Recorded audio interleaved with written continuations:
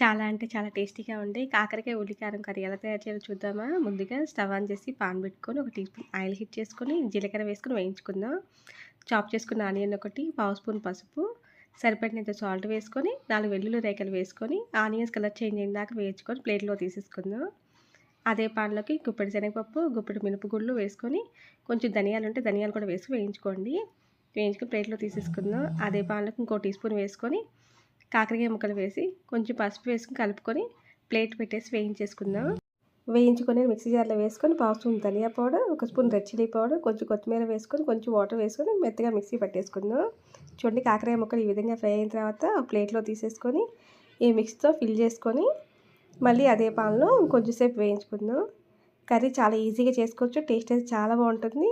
ఇలా అదే పాన్‌లో వేసుకొని ఒక 2 మినిట్స్ ఫ్రై చేసుకొని స్టవ్ ఆఫ్ చేసుకొని ఎంతో టేస్టీగా ఉండే కాకరకాయ ఉల్లికారం రెడీ. మీరు కూడా ఒకసారి ట్రై చేసి టేస్ట్ చేయండి.